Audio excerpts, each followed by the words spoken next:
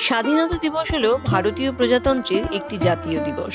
1947 সালের 15ই August Bharat British রাজশক্তির শাসন কর্তৃত্ব থেকে মুক্ত হয়ে স্বাধীনতা অর্জন করেছিল। সেই ঘটনাটিকে স্মরণীয় করে রাখার জন্য প্রতি বছর 15ই আগস্ট তারিখটিতে ভারতের স্বাধীনতা দিবস হিসাবে পালন করা হয়।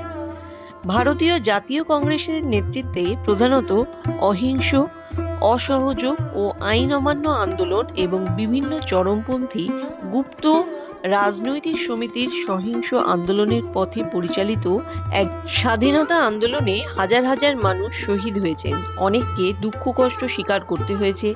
দেশমাতৃকা শৃঙ্খল মোচনের জন্য অনেক বিপ্লবী হাসি মুখে ফাঁসির মঞ্চে জীবন বিসর্জন দিয়েছেন। অনেক বিপ্লবীকে আজীবন কারাগারে বন্দী করে রাখাও হয়েছিল।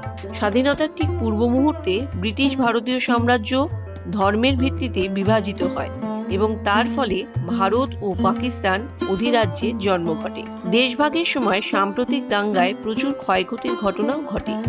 অনেক মানুষ প্রাণ হারান এবং 1,50,00,000-এরও বেশি মানুষ বাস্তুহারা হন।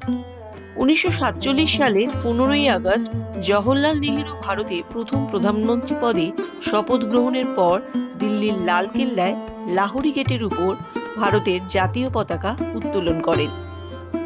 এরপর থেকেই প্রতি বছর স্বাধীনতা দিবস উপলক্ষে ভারতের প্রধানমন্ত্রী লালকেল্লায় জাতীয় পতাকা উত্তোলন করেন এবং জাতির উদ্দেশ্যে ভাষণ দেন।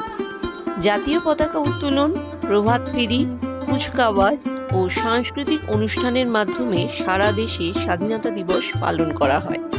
এই দিন শিক্ষা প্রতিষ্ঠানগুলিতে এবং অন্যান্য অফিস আদালতে মিষ্টান্ন বিতরণও করা হয়।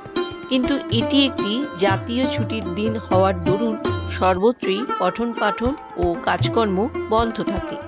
এই ধরনের আরও গল্প জানতে হলে যুক্ত থাকুন মানিটেল চ্যানেলের সাথে।